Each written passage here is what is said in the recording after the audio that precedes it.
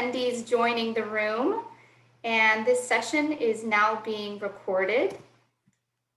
My name is Laura Lothian. I am the Alumni Director for Scripps Institution of Oceanography, so I have the wonderful pleasure of meeting and working with so many talented and inspirational graduates of Scripps, but also some of other parts of the university, and really pleased to have two wonderful graduates from Scripps with us today, as well as two current students for this session. Thank you all so much for being here.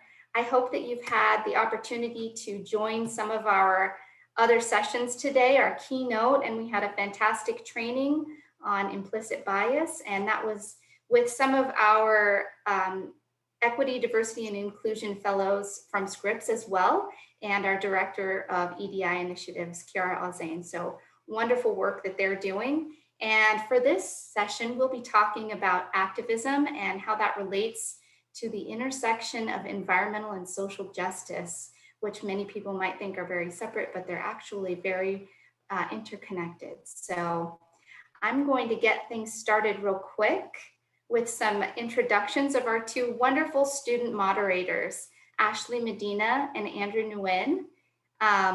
Before we do that, I just would like to remind you, as you can see here on our slides, that this is an open community where you'll have the opportunity to post questions to our panelists or to our student moderators about the work that they do and anything else from this session that's intriguing and you'd like to know more about. And please just be mindful of the fact that we're all here together, and some sessions throughout this conference can be sensitive, and please be mindful of being respectful and fair to all involved. So keep those principles of community strong. And with that, it's my pleasure to introduce our two student moderators who are fantastic students at UC San Diego and part of the Intersectional Health Project, which is a student group. So Andrew and Ashley, please take it away and tell us more about what you do on campus. Hi, everyone. It's so nice to be talking with you today. My name is Ashley Medina. I'm the editor-in-chief for Intersectional Health Project, and we are a student organization that focuses on the intersection of health and the numerous different issues. We have two different sort of branches of our organization. One of them focuses on highlighting community narratives, and the other focuses on action teams where we research and investigate different issues in the San Diego area, and we focus on trying to make a difference. So we have a journalism team, health education, water quality and food insecurity, and community outreach teams right now. And this is my second year in the team, and I'm a fourth year from Muir College. Hello, I'm Andrew. I'm the webmaster and social media chair for the club. I'm a second year and a public health major, and the club really likes to involve the community, and we have formed several great community partnerships with the local area. All right, it's so wonderful to have you two participating in this discussion, hopefully to an extent, if you have some relevant things to add, and to lead our questions for our wonderful panelists. So let's introduce them. We have two fantastic Scripps graduate. I'm sorry, Rishi Shugla is still a PhD student with Scripps. I'm so sorry. I will go ahead and hand it over to you, Rishi, to correct my little error there and introduce yourself first, and then we'll move to Anna. No worries, Laura. It's been many years in a row. So, as Laura said, I'm a PhD candidate at Scripps Institution of Oceanography. My research is focused on long-term paleoecology, the evolution of life, and climate in the oceans. Outside of that, I am also a co-founder and member of the Center for Interdisciplinary Environmental Justice, which is a group of students, activists, artists, scholars here in San Diego that work in solidarity with communities here locally in San Diego and also in Chile and Argentina, indigenous communities in Chile and Argentina, kind of working on solidarity science projects. I've also been involved through that work in a variety of storytelling projects. I'm part of a film focusing on the impacts of lithium mining in the Salar de Atacama in Chile and Argentina called Sal y Cielo. I was also part of the recently released From Corals with Love documentary. You could find it on YouTube. And through that, I've helped co-found a new 501c3 called the Coral Islands Research and Conservation Initiative, which is working to start an environmental monitoring program in the sort of remote Coral Islands archipelago, which is south of Kamchatka on the far east of Russia. So that's kind of what I'm working on right now. Just a few things. And Anna. Hi, everyone. It's great to be here, and thank you all for joining us. My name is Ana Luisa Ahern. I'm from Washington, D.C. I graduated from SIO's CNBC MAS program in 2015. And currently, I'm the executive director of a small nonprofit called EcoViva. What EcoViva does is we work directly with community organizations in Central America, specifically Honduras and El Salvador. And we provide resources, technical support, visibility, and kind of a platform for these community organizations to strengthen their work. And a lot of what they do is related to environmental conservation and marine conservation as well. But also diversified agriculture, climate change, mitigation and adaptation, human rights, and environmental justice. So I'm really excited to be here today to talk to you about kind of the intersection between environmental justice and conservation work. Thank you. Thank all four of you so much for being a part of this panel and for taking some time to share your wonderful experiences with us. And we've got some really interesting perspectives here because we have two students currently doing work at our border in California and Tijuana border. So some domestic work being done. And then we've got two people doing some fantastic international work. So hopefully we can cover a lot of really interesting intersections here. So with that, I'm going to hand it over to you, Andrew, to open up our questions for our panelists. And just as a reminder, we're going to save 10 to 15 minutes at the end of this. So sometime around 2:15 or 2:20, depending on time, we'll open it up for questions from the audience. So please feel free to be thinking of something you'd like to ask our panelists or students in the meantime. All right, with that, Andrew, take it away. Okay, so for anyone joining us today who's not familiar, can either of you explain what the connection is between environmental and social justice?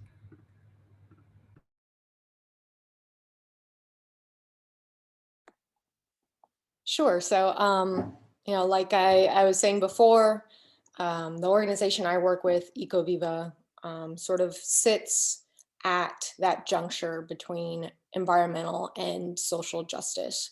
A lot of the work we do is to ensure communities that are vulnerable or underserved are, being given the kind of human rights, civil rights, and environmental justice that they deserve. So we work a lot with advocacy on water security, food sovereignty, and environmental conservation. I think Rishi can talk a little bit more about that if you want to comment. Sure, yeah. I mean, I think it's really just important to recognize that many of the social injustices that have occurred throughout the history of this country are intimately related to environmental injustice from the very founding of the United States in terms of displacing and colonizing lands of indigenous folks, in terms of the advent of the slave trade to work those lands and extract resources from those lands. And those patterns are not things that ended after the end of the Civil War, but continue and persisted in really complicated ways today. So there's a long history of social and environmental injustices being linked together that I think is really important to recognize, and is not a story that we've fully grappled with in this country yet. Thank you so much for that information. So my first question is, when we think of who is affected by climate change, by environmental injustice, is there a difference between what it looks like here in the US and what it looks like in different parts of the world? I know that both of you are involved in domestic and international issues, so you can speak to this. And who is most responsible for carrying the burden of things like climate change and pollution? Sure, thank you, Ashley. That's a great question. A lot of the communities I work with in El Salvador and Honduras are tremendously impacted by climate change already. This isn't something in the future. This is already at their doorsteps and literally outside their doors. These coastal communities are struggling with increased hurricanes, more frequent storms, higher storm surges, flooding, and a lot of these are results of anthropogenic climate change and carbon emissions that are mainly produced by the developing world or the developed world and impact disproportionately the developing world. So El Salvador and Honduras are on the top 10 list almost every year for countries at highest risk for climate change impacts.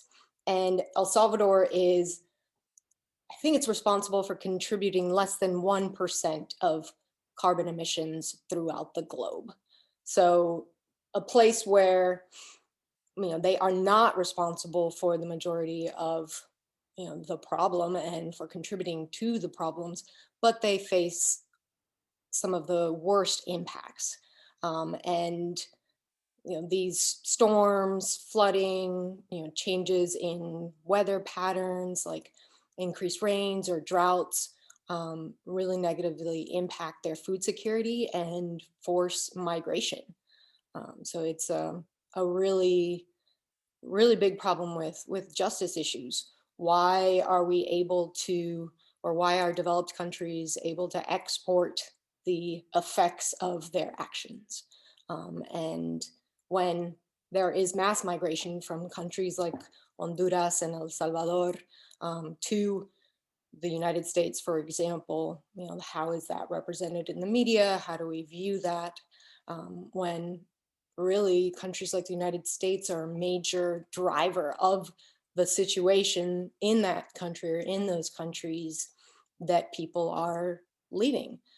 When you can't feed your family, when you are struggling to survive because of inadequate environmental conditions, and you will do what is necessary to survive and take care of your family. So. Thank you. Rishi, what are your thoughts on this? Yeah, I mean, that was very beautifully stated, so I don't know how much more I can add to that.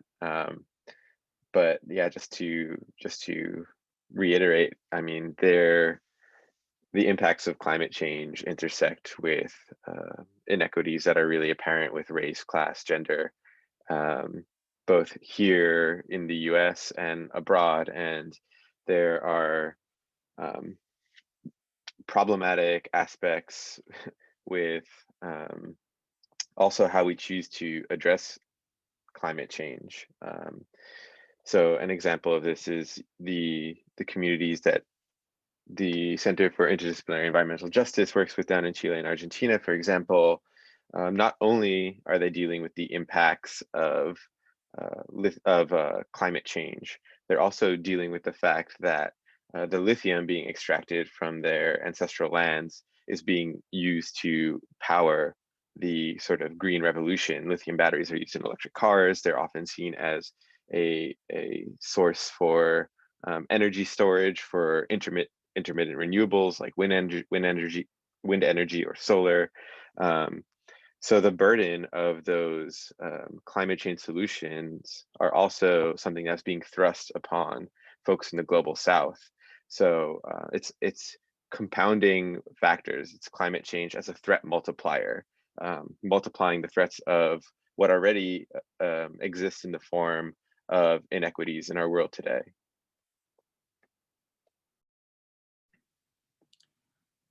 Thank you. That's very good context for us to know about issues abroad and how people are being affected by issues like climate change. Just to bring it a bit back to the San Diego region and environmental injustice in the San Diego region, if in case anybody isn't aware, you can see the intersection between environmental racism here in San Diego as well. In the past, we have our organization has focused on the issue of environmental racism in San Diego, and an example of this is Barrio Logan, which has an extremely high rate of asthma among school children, and that's due to historically racist redistricting and the mixing of industrial and community centers. So that leads to a high amount of pollution and high amount of asthma as well. Yeah, just to bring it back to a little bit to our regions that are local to us.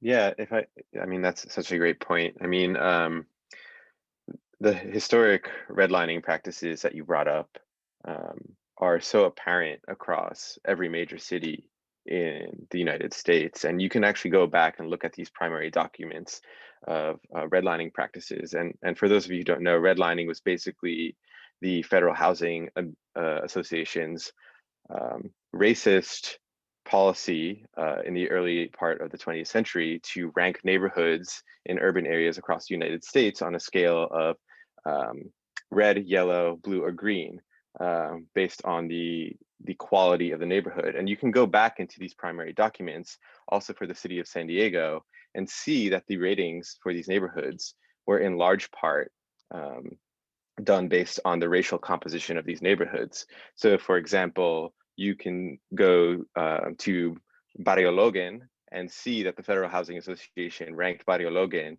as a poorly ranked neighborhood because it had a high population of Mexican folks living there.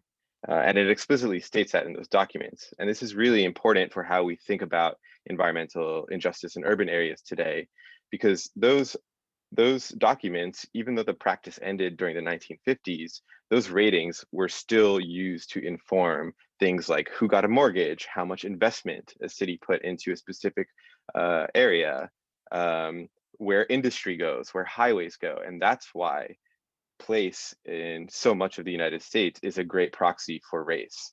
And it's really important that we reckon with that. That was not accidental. That was a part of the program. And it's interesting also today because things like zip code, where people live, have been used to decide who gets a student loan. They're part of what banking companies take into account for who gets a student loan. So your access to college, for example, is suddenly predicated on the zip code in which you live.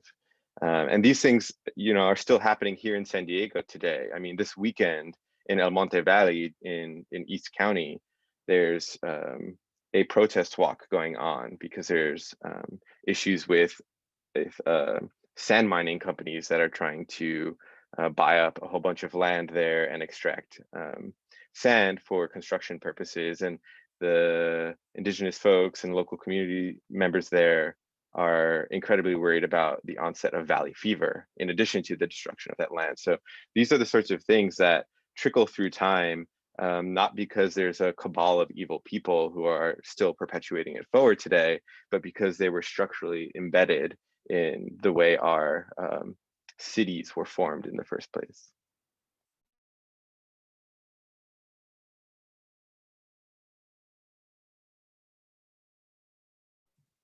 I'd like to highlight, there's an interesting link that one of our participants, Rachel, just added to the chat box too, if anyone wants to follow up on that later. Yeah, those redlining maps, thank you for sharing that, Rachel, are really powerful to look at because they really do explicitly outline, you know, I think in San Diego, it's like La Jolla, you know, great neighborhood, low, you know, this may be, you know, a trigger warning for something that's blatantly racist. I think it says, you know, low risk of Mexican infiltration, you know, it's green, you know, at the highest, you know, community rating. So, Okay, let's continue on with our questions, and I'm writing down any questions from our chat box, so I see that when they pop up. Thank you for those who are putting those in the box. We'll save them to the end. Andrew and Ashley, do you have another question to pose to our panelists? Yes. Anna, your work with EcoViva involves a lot of community-based outreach. Can you talk a little bit more about your methods and why they are the best for the people you work with? Sure, thank you, Andrew. Going along with kind of what we're talking about, you know, environmental justice and how climate change impacts different communities in different ways. One thing that EcoViva does is support community-based conservation. So again, rather than developed countries coming into the developing world and saying, this is how you need to conserve your land or your resources or your, you know, ocean, we support local organizations who live in these areas, who know how their ecosystems work, in many cases are the ones that are using those resources most sustainably. And it's extractive organizations or corporations coming in that are doing the most damage.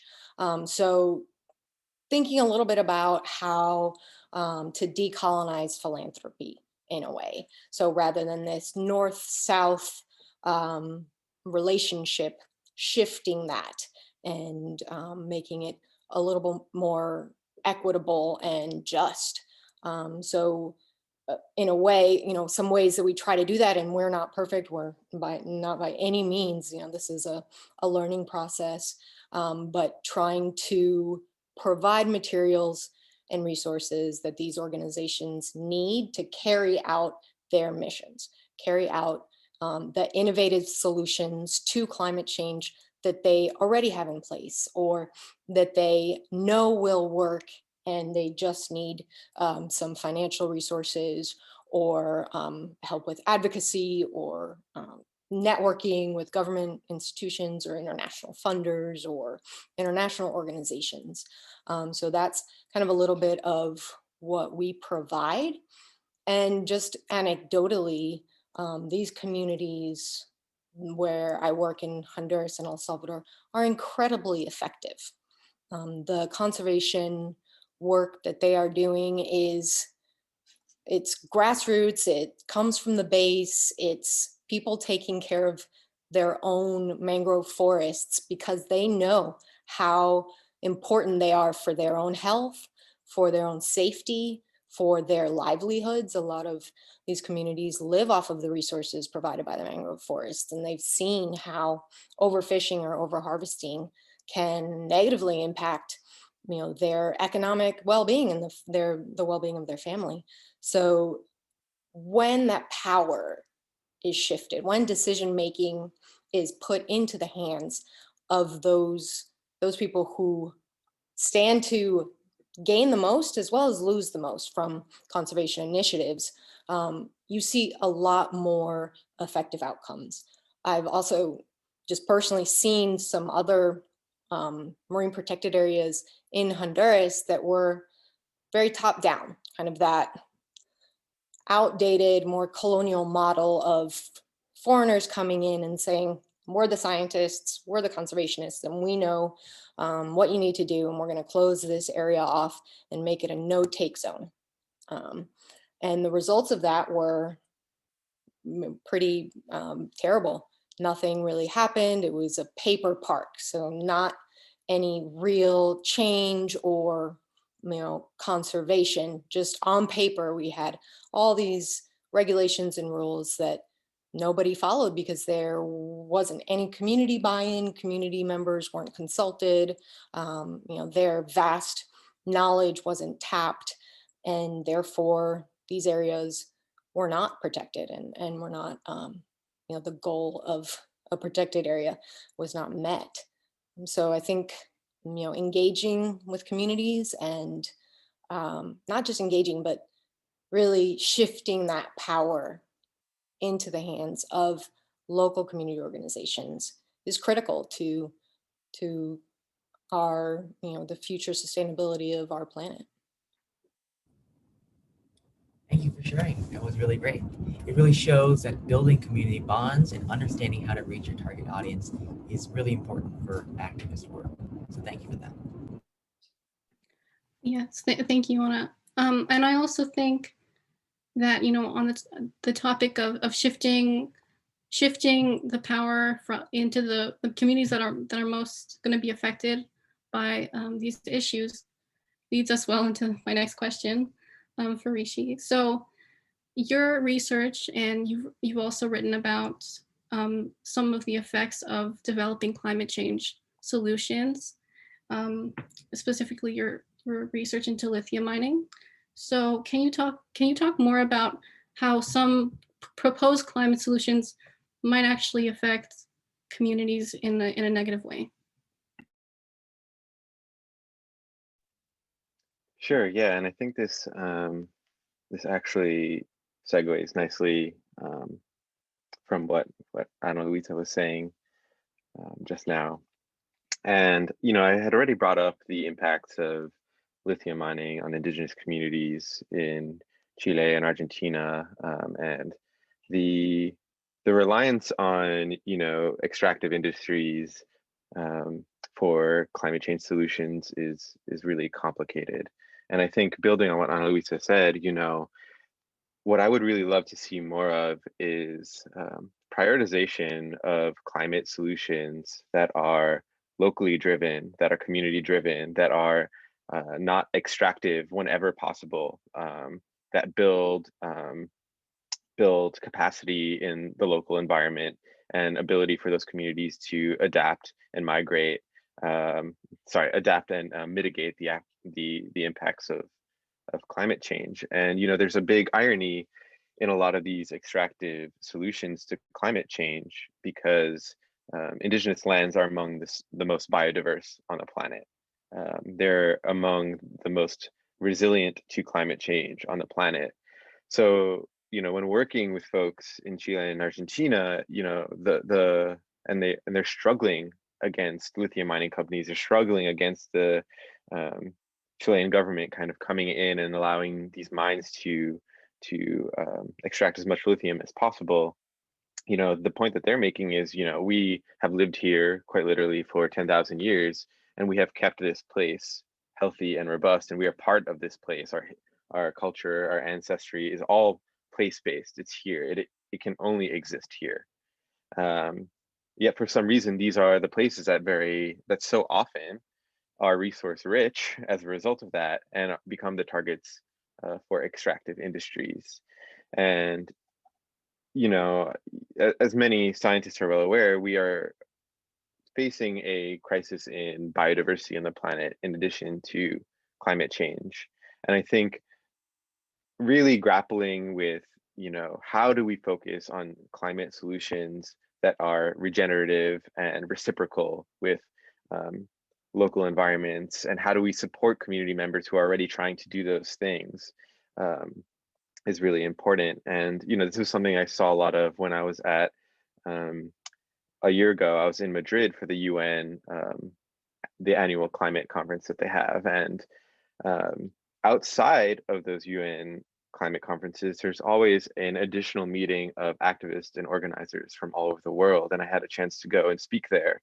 And this was the main point that they were bringing up. We have all these practices that we are trying to put into place, but instead, an example was a group of Indonesian women who were talking about how they were trying to work on regenerative agriculture practices to restore soil, and their plot was bought up by a palm oil plantation. So there's really complicated intersections with climate solutions that also propagate inequities further. And thinking about how we prioritize the non-extractive climate solutions wherever possible is something that is, really near and dear to my heart, and an underrated thing to focus on, I think.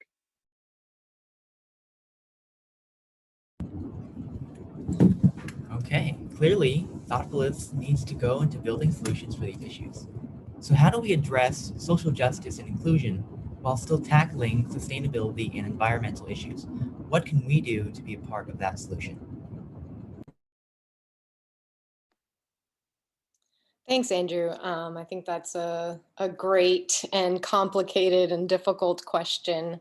And the key word there for me is thoughtfulness, and really, thinking long and hard about some of the consequences of our actions when it comes to, unintended impacts on other communities. And, how can, even though we may have the best intentions, our actions may not be, the most, may not be the best solutions for other people. For example, thinking that we can, go to another country. We see this a lot in Central America, mission trips, not necessarily religious mission trips, but mission trips to rural communities to quote unquote, educate them. And just that outdated power dynamic of North-South colonial, replicating some colonial history there, and taking a couple steps back and looking at that with a more critical eye, and how can we actually support the communities on the ground in a way that empowers and lifts up and recognizes and gives the respect due to these people who we work with, the communities that are impacted the most, and the communities that are on the front lines of climate change, not just internationally, but nationally as well. Like Rishi was saying, the redlining, and there's so much inequality right here at home. There's so much that can be done in your own neighborhood, in your own community, getting involved in your local government, or advocating for policies that really are more equitable for everyone in our society. Those would be some ideas. I don't know, Rishi, if you have any more suggestions. Yeah, I mean, you said a lot of it again, but I think an underrated part of the part of the question where you asked, how do we, what can people do to be part of a solution, is going into spaces where community members are talking about these struggles and listening. I just mentioned that tomorrow in El Monte Valley, they're scheduling a walk to protest sand mining going on, and just going there and listening to what the community members there are asking for, listening to what the Kumeyaay folks whose land we're on are asking for, and just actually coming to that with the intention of listening and thinking critically about what you can bring to the table to that struggle, is something that many of us, but particularly scientists, are often really bad at.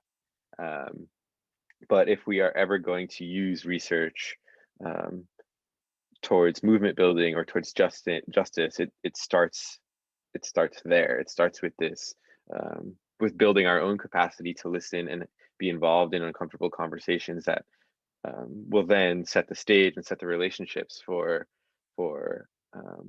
actual progress and actual transfer of power to happen. So if you know, and you know, even outside of here in San Diego County, you know, a lot of the migrants at the border here are looking for support, and those migrants, those folks are definitely directly linked to climate change as well. There's so much intersecting impacts of climate change and social inequity, like we've talked about already, that drives that migration from places like Honduras or Nicaragua or many places in the global south up here to the border. And just, you know, I think we also have a tendency to view ourselves as one-dimensional. One struggle I had during my PhD was thinking that I had no skills to offer anybody. I had no skills to bring to the table to communities, but I think when we're students, we tend to have a very narrow self-perception of ourselves and what we're capable of. And, you know, a lot of times my work in the community has been things like being able to build a website, being able to read an environmental impact report from a company saying that sand mining will have no ecological impact in East County, and dissecting that and providing feedback on that and why that isn't true. Being able to type something up in English. There's so many different ways that we have skills that we don't even view as skills that we could bring to the table for struggle, basically.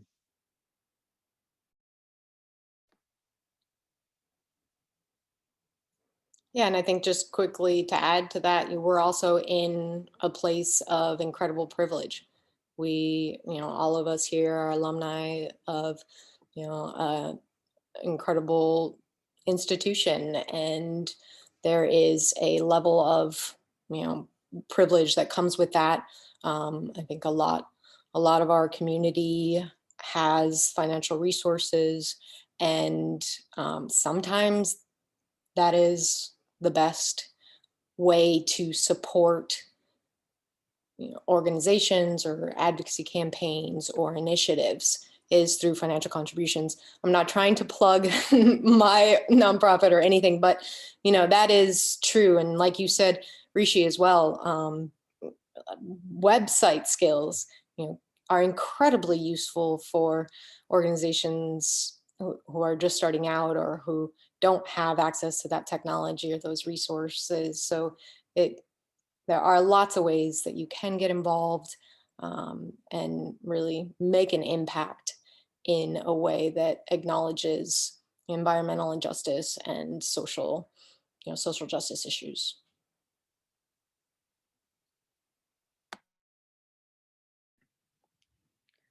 Just to add on to that, I think as a student very less far along in my journey as both of you, I think that that's very true. And I've noticed that, you know, doing small things like making websites or promoting different organizations is often, I think it's very useful. And it also prevents someone from, you know, thinking maybe that they have like more, like that they can have a solution, right? So I think it opens the opportunity to listen more to communities and support different organizations that are doing great work and have more experience as well.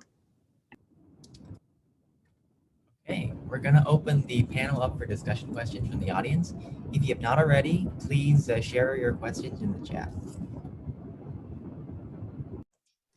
And I think we have a staff person helping with this. Thank you, Adam McKinney, who is helping to field our Q&A questions from the audience. We appreciate you. All right, so we're going to go back to a question that came in from Avery. Avery says, this is all fascinating. I'm curious, how will the recent census play a part in helping to rectify environmental injustices?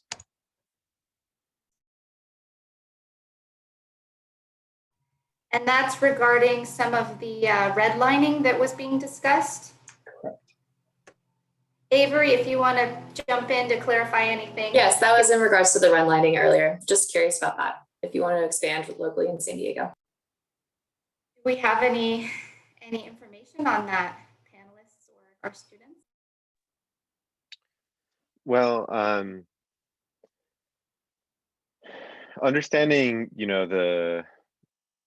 the demographic distribution of an urban area and how that intersects with where different I'm going to bring it back to where I grew up in Newark, actually.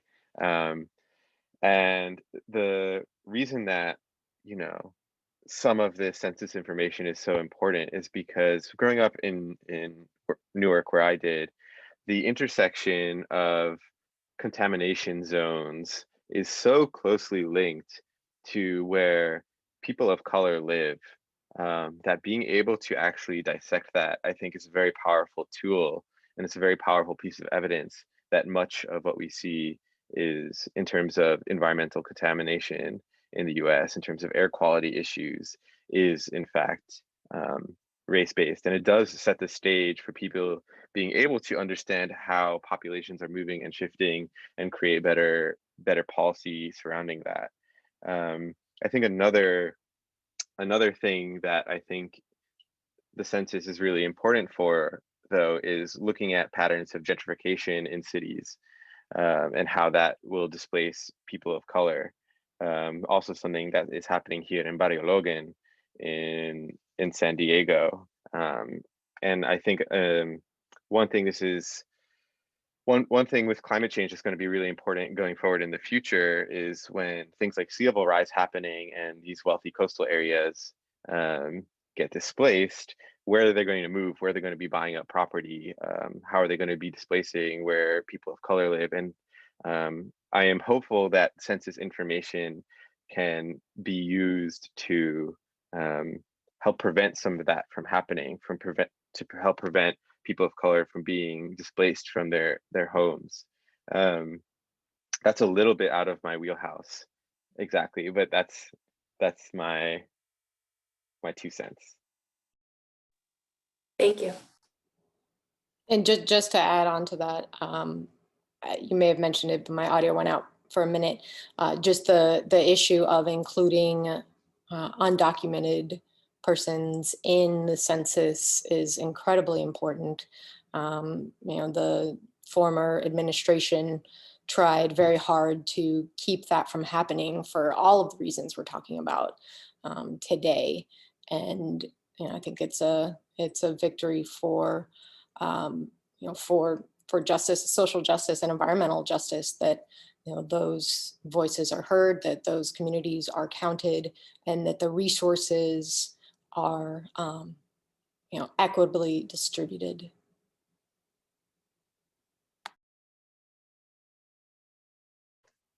All right, thanks for the question. So next up, there's a question from Sandy, and Sandy, feel free to unmute and chime in if you have any specific follow-up here. So Sandy submitted, respiratory illness and lead poisoning are two impacts that are well known to me. What is the current most pressing environmental issue here in San Diego?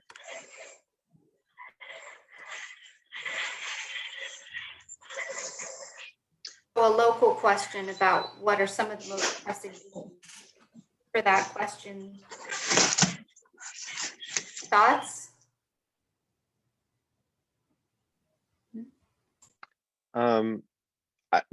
Most of the work that I've been a part of here in San Diego has been surrounding air quality issues.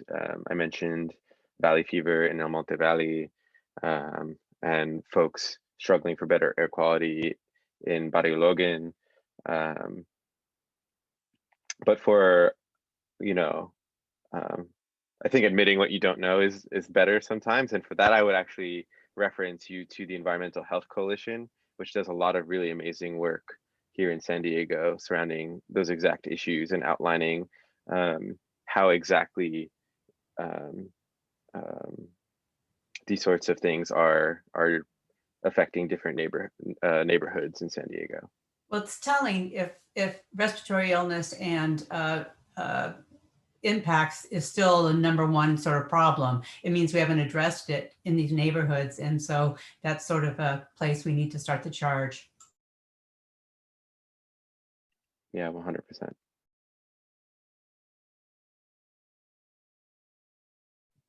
Okay, how about another one of our questions, Adam? Okay, so next up, a question from Emily. So how are, and I believe this is going to be directed to Anna here. So how are local partner organizations found? Do you reach out, or does EcoViva actively search out these community orgs? Thank you. That's a really great question. And there are a variety of different ways, but we have a full-time staff member, our program director, Douglas Chica, who is from San Hilario in the Bay of Jiquilisco of El Salvador.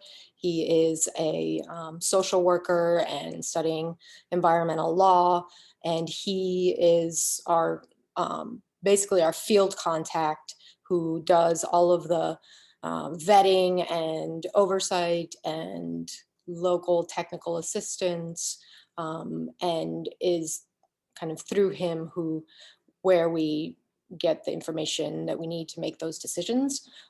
Historically, EcoViva partnered with a social movement in the lower Lempa, the Bajo Lempa of El Salvador, and that was born out of a personal connection and grew from there. And from that local community organization and our involvement with them, this was 25 years ago, so I wasn't around, but the organization grew out of that and supports similar organizations with similar philosophies, and kind of go from there. So we don't have like an open process for soliciting grants or requests for proposals. It's more personal connections.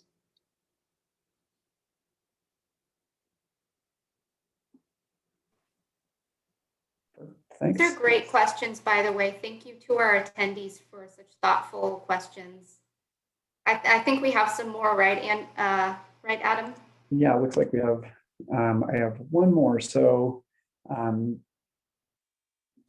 yep, I only see one. So, can you give an example of a win-win situation where the environment and industry work together and both can benefit?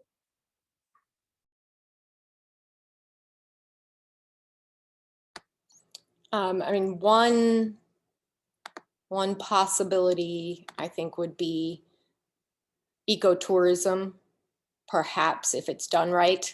That's a whole nother can of worms. But when initiatives, ecotourism initiatives are kind of planned and strategized in a way that benefits, truly benefits the environment and local communities, and isn't just external tour operators coming in and taking advantage of local communities. I think there are possibilities for a model, a community-based model of ecotourism to be a win-win situation, to generate income. That's first thing that comes to mind. I don't know, Rishi, or if anyone else has any other thoughts.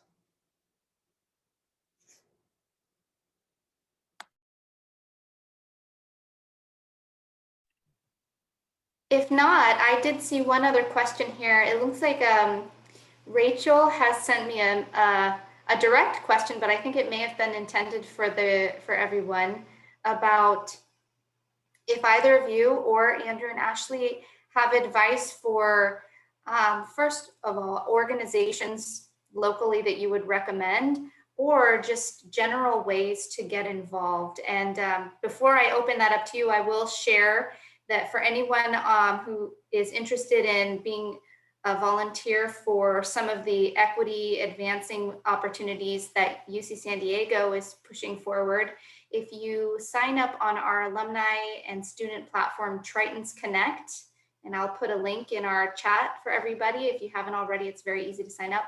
We've created an advancing equity group and forum that is intended specifically for these conversations we're having at this conference to continue and move to action. So I'll follow up with that and then hand that question over to the group to see if you are aware of some other opportunities, ways to get started or get your hands in and make a difference. One I can just say off the top of my head is Wild Coast.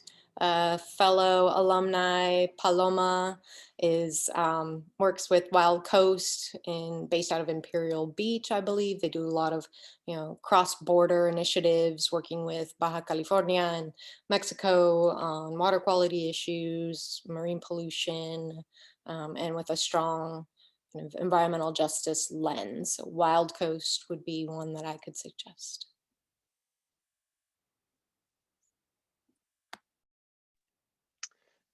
I think if you're, it really depends on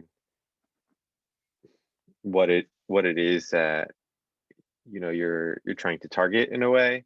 But for me, what was really helpful when I was early in my organizing experience was just to show up at the events at the Centro Cultural de la Raza in Balboa Park.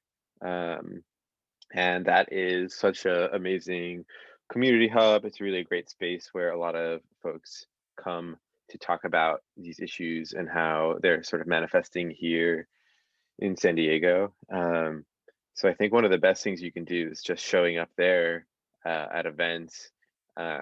Everything from, shout out to one of my favorite groups, POC Fungi, the Environmental Health Coalition, like I mentioned. A lot of the folks at the Barona Band of Kumeyaay have events there regularly. Every January they have Enero Zapatista. So there's a lot right there that you could potentially engage with. And rather than point you towards a specific organization, I would just maybe suggest showing up there and listening. And usually at those events, there's also calls for how to support. So it could be a good place to start if you're looking for things. Here in San Diego, also Border Angels does a lot of really great work with migrant rights issues. So that's another one.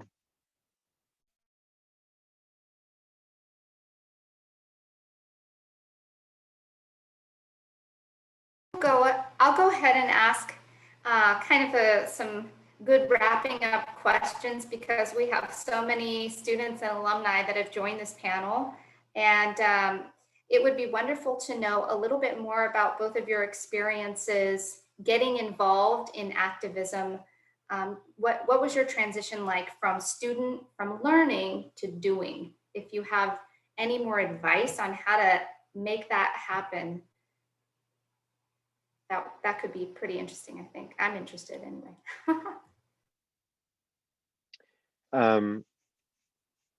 For me, it was, I mentioned this a little earlier, but I was a little disheartened midway through my PhD at how esoteric it was, how it felt pretty unrelated to a lot of what I had experienced growing up, what my community had experienced, and that disconnect really bothered me. It really bothered me to do, and the social science I was familiar with was extremely theory laden, but not actually engaged at all with doing work in communities. And I kind of got lucky meeting a bunch of folks who had started a critical analysis of science and environmental justice class cross-listed with ethnic studies and scripts, and just audited that class and sat in the back looking for something that would give me a little more, I guess, hope. I feel a little more empowered than my research did. And that's it. You know, at the end of that class, the instructors who all co-taught it and I ended up forming what became the Center for Interdisciplinary Environmental Justice. So in a way, it was completely accidental, both intentional and accidental at the same time. Well, my journey is a little different. I would say it's kind of the opposite. I grew up in Honduras. My family, my parents have been involved in social justice and activism since before I was born. My father actually lives in Washington, D.C., and just this past January said that he has lived through 4 coups, starting in Panama in 1968 up until the most recent, what he calls coup. So I grew up in that environment and went from there to the academic field. I was working in Honduras in this marine protected area that I mentioned before that was really ineffective, and had ideas for change, had, wanted to make a difference and try to change that dynamic, but didn't have the academic skills or that scientific knowledge or some of the credibility that comes with academic knowledge. So I went from there to the Scripps MAS CNBC program and was able to get the tools and skills and knowledge necessary to go back and make more impactful contributions to conservation and social justice and environmental justice. So it's a little different path, but leading to the same place, I think. Thank you both. We only have a few minutes left for this session. So if anybody has a last minute burning question that they'd like to throw in the chat box or just unmute yourself, feel free to do so. I'll give just a moment for anyone to jump up if they have anything. Okay. So on that note, we have mentioned a couple things for those of you who really would like to continue these conversations and get involved. I would like to just put my email. I've listed my email in the chat box. Anybody on this call is very welcome to reach out to me anytime if you have an idea that you would like to pitch, some way for alumni or students to be involved, something that you would like to do with me. It's an open invitation and I'm really happy to partner. Of course, things are still virtual for now, but I don't think that will be forever. We've got some other recommendations of great community orgs around. Wild Coast, Paloma Aguirre is one of our MAS graduates as well. Border Angels was one Rishi also mentioned. So there are a lot of opportunities, and our Advancing Equity group that we are participating in on Tritons Connect, that it's really a big priority to continue these and bring action forward from these great conversations we're having during this conference. So, and thank you to our fantastic panelists, Rishi and Anna. Appreciate you both so very much for sharing your knowledge and your experiences with us. Thank you. And our student moderators, Andrew and Ashley, the work you're doing is awesome. And thank you for jumping in here and hopefully getting some good experience with moderating panels as well. And thank you to all of our attendees. We've lost a few maybe at the end here to jumping over to other sessions, but we've got a fantastic group here, and keep talking about this. For any of you who learned something new, which is probably all of us, continue the conversation in your social circles too. And that's like Anna said, it sometimes just starts with a conversation and can lead to something much more. So I see a couple of people commenting in our group. Thank you for your great questions, for attending this session.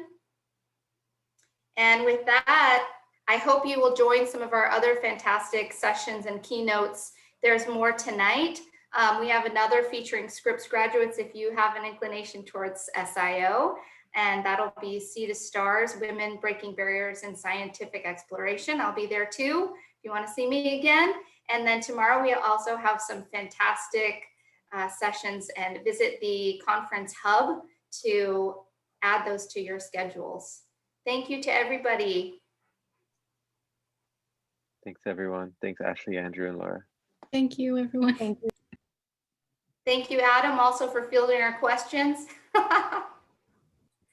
And I'll hang out for a bit, but as we see people trickle out here, feel free to stay or log off if you are heading to another session. Bye. Thanks so much for having us. Thank Andrew, you all. Ashley, you were great. Thank you. Thank you, Laura, for inviting us. We really appreciate it. I'll tell Tyler how awesome you were. She's really the one who looped Intersectional Health Project in. And if there's anybody, I don't know, faculty, advisors, or people that you work with Intersectional Health Project, I would love to tell them how fantastic you both were for this panel. So feel free to shoot anybody.